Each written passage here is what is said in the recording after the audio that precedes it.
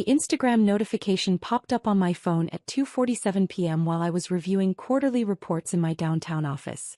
My sister Carmen had posted another story from Paradise Bay Resort in Costa Rica. This one featuring the entire extended Martinez family lounging by the infinity pool with tropical drinks. The caption read, "Family vacation without the burden. Palm tree sun, sometimes you need quality time with people who actually matter. Hashtag family first, hashtag paradise found, hashtag no dead weight, hashtag blessed life." I could see everyone in the photo. Mom and Dad, Carmen and her husband Miguel, my brother Luis with his wife and kids, my cousins, aunts, uncles. 22 family members enjoying what looked like an incredible week at one of Central America's most exclusive resorts. Everyone looked radiant, relaxed, completely content. And I wasn't there. This wasn't unusual. For the past 3 years since I'd started what my family called playing with hotels, I'd been systematically excluded from major family trips. Not formally disinvited, just forgotten. Plans made without consulting me, group chats I wasn't included in, reservations that somehow never included space for one more person.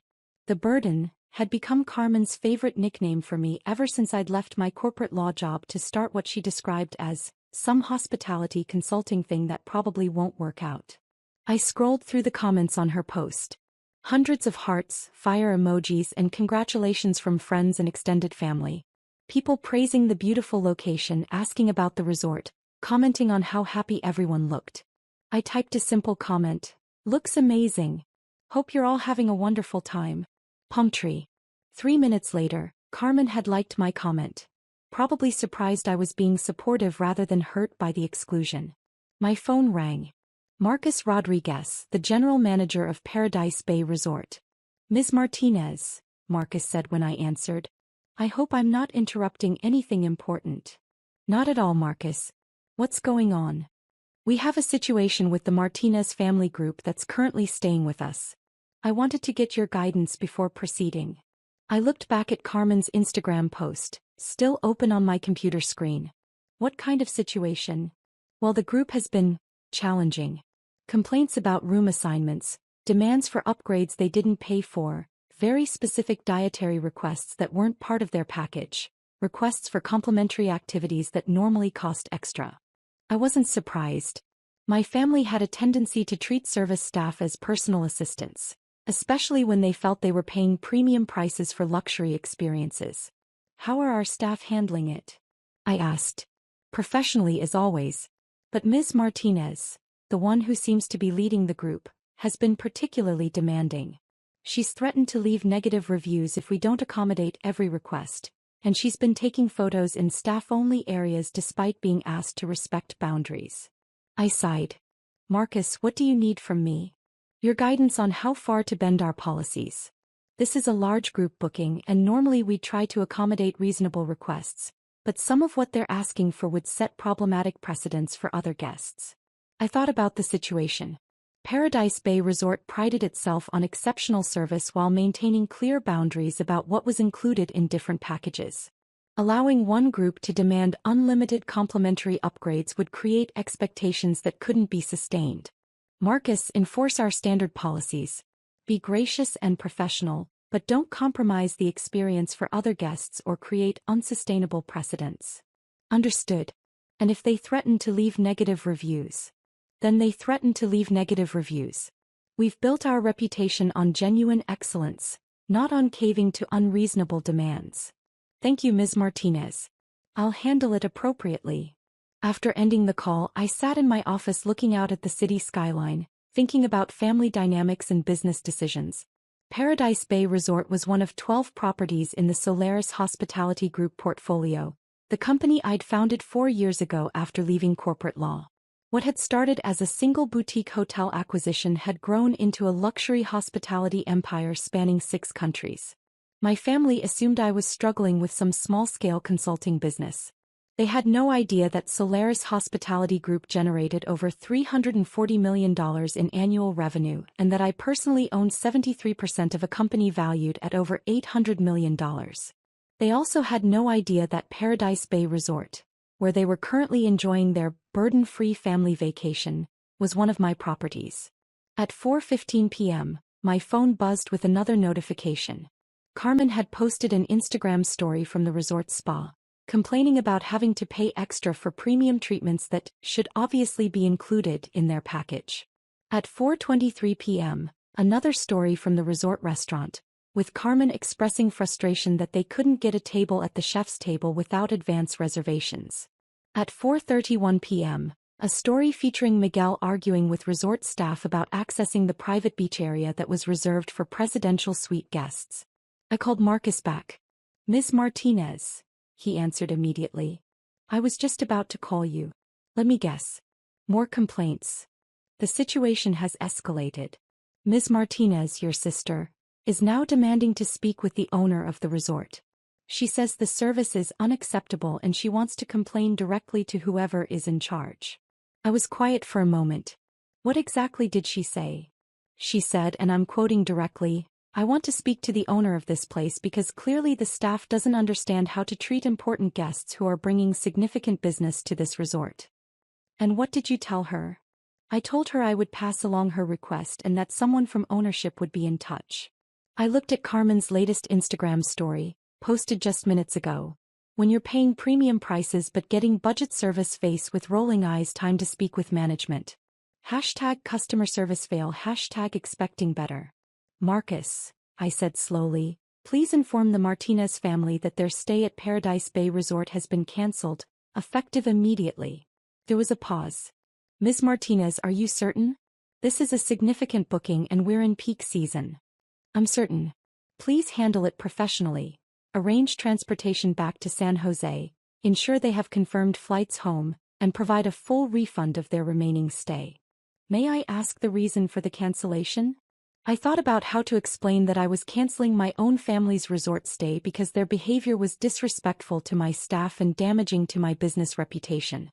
"Irreconcilable differences regarding service expectations and resort policies," I said finally. "Understood. How should I handle questions about why the cancellation occurred?" "Tell them the ownership reviewed their stay and determined that Paradise Bay Resort isn't the right fit for their vacation needs." "And if they ask to speak with the owner directly?" I smiled, though Marcus couldn't see it through the phone. "Tell them the owner will be in touch personally." "Very good, Ms. Martinez. I'll handle this immediately." At 5:47 p.m. I was still in my office when my phone started ringing incessantly.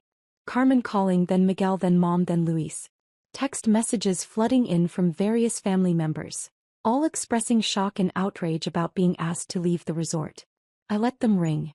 At 6:23 p.m., Carmen posted an Instagram story that was pure fury. "Unbelievable. Resort management cancelled our stay with no explanation. After we've been nothing but polite guests. This is discrimination and we're considering legal action. #customer service hell, #never again, #resort scam." The comments started immediately. Friends expressing sympathy, family members posting angry emojis, people asking what resort to avoid. Within 30 minutes, the story had been viewed over 1,200 times. At 6:45 p.m. my personal phone, not my business line, started ringing. "Isabella," she said when I answered, "did you see what happened to Carmen's vacation?" "I saw her Instagram stories. It sounds like there was some kind of issue with the resort. They kicked the entire family out. 22 people, Isabella. They canceled everyone's stay and made them leave immediately." "That's terrible, Mom. What happened?" "No one knows. Carmen says they were being perfectly reasonable guests, and suddenly the management said they had to leave. She's devastated. This was supposed to be her dream vacation." I was quiet, letting Mom continue. "The whole family is upset.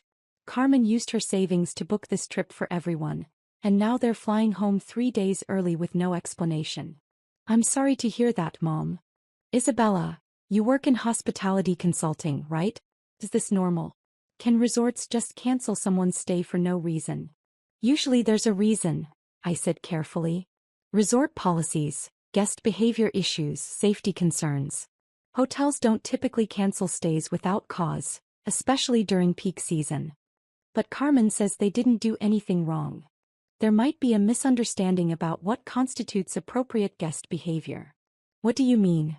"Sometimes guests have expectations that don't align with resort policies. Demanding free upgrades, accessing restricted areas, being disrespectful to staff. That can lead to stays being terminated. Mom was quiet for a moment.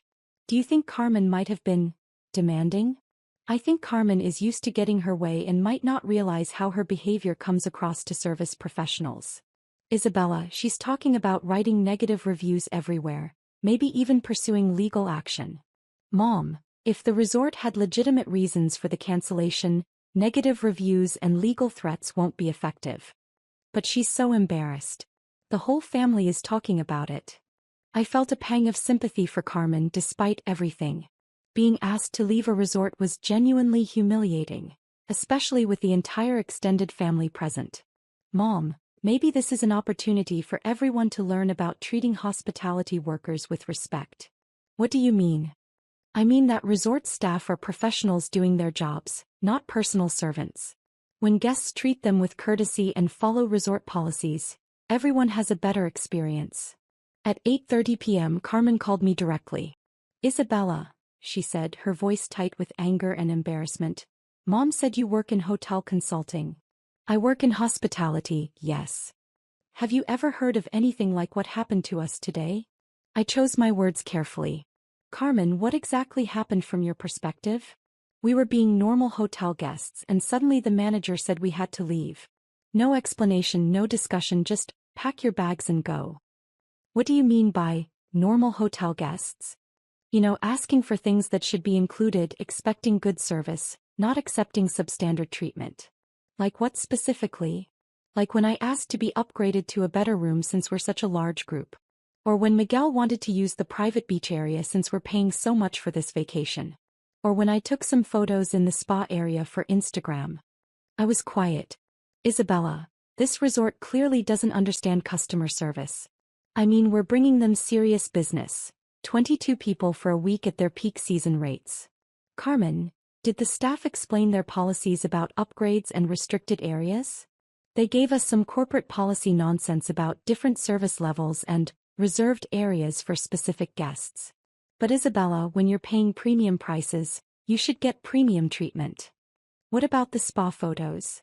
They said something about privacy policies and other guests, but honestly, if they're running a legitimate business, they should want the social media exposure. I was beginning to understand exactly why Marcus had called me twice in one afternoon. Carmen, it sounds like there might have been misunderstandings about resort policies. Misunderstandings? Isabella, they humiliated our entire family. They made us pack our bags in front of other guests and escorted us to transportation like we were criminals. I'm sorry you felt humiliated. Felt humiliated? Isabella, I was humiliated.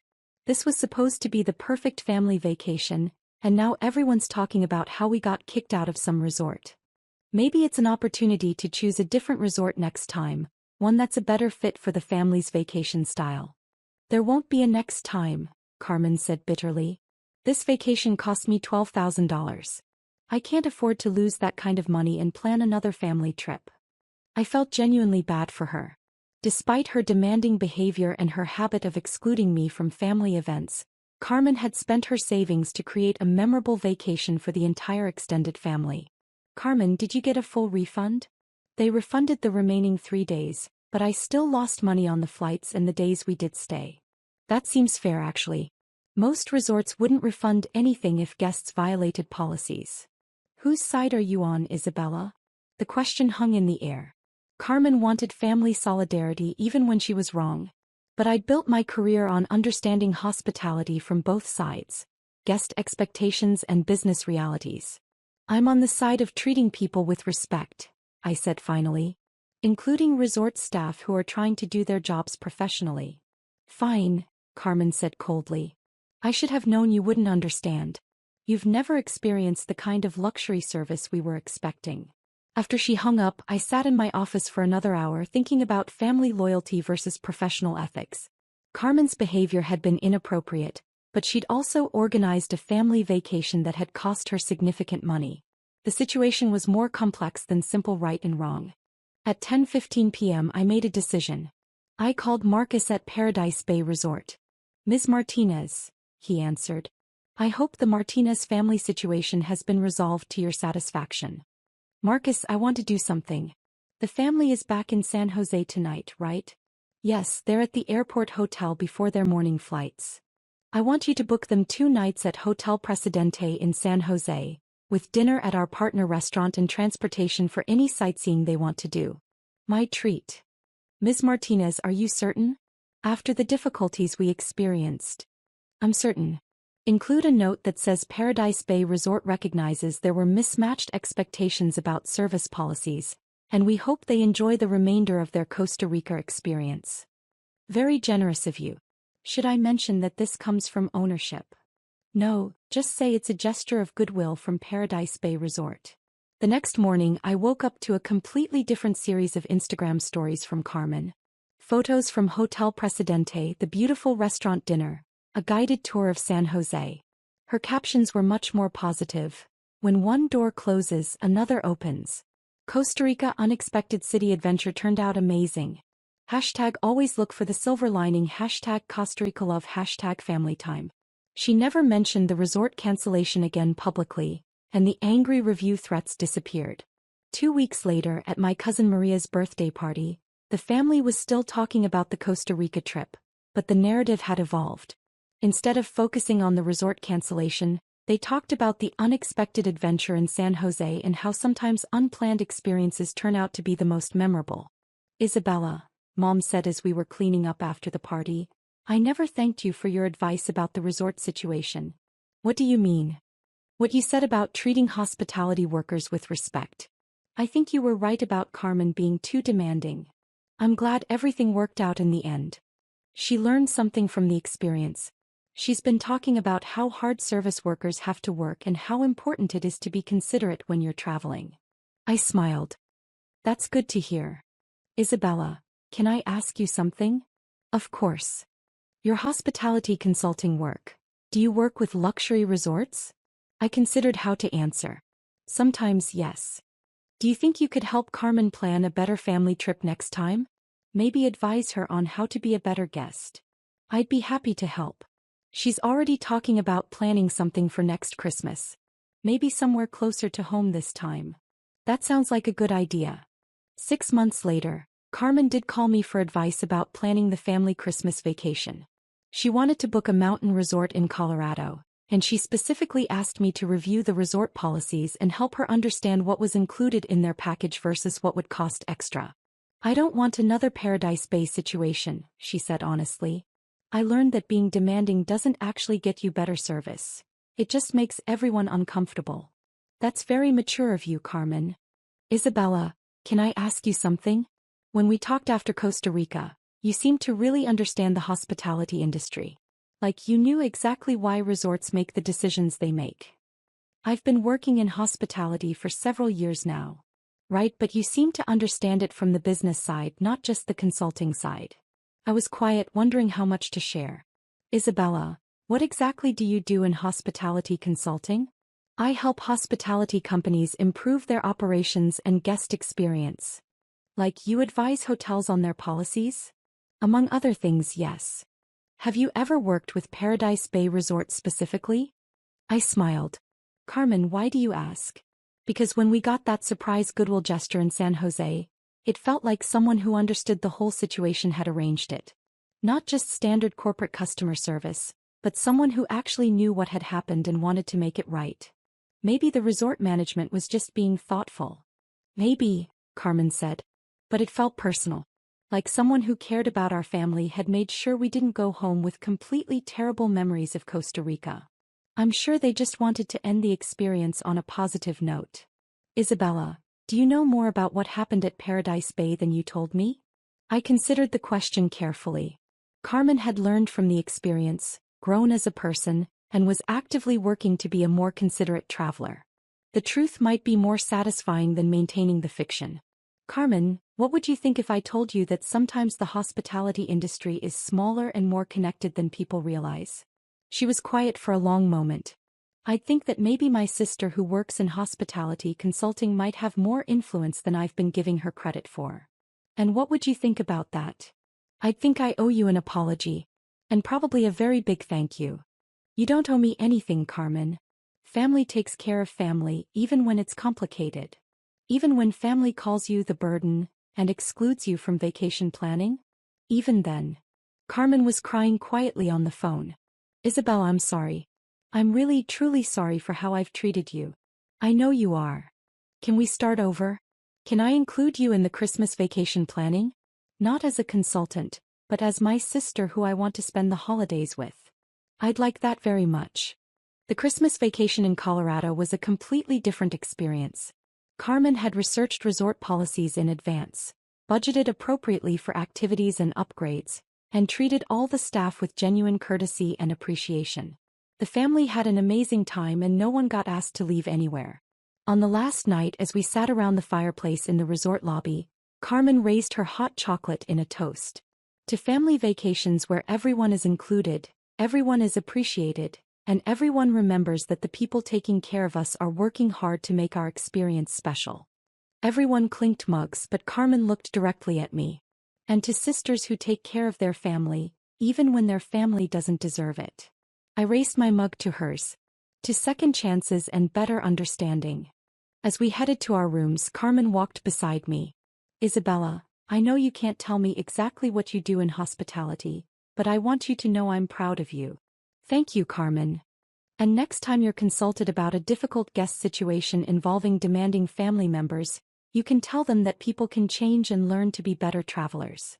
I laughed. I'll definitely keep that in mind. The truth was, I already had.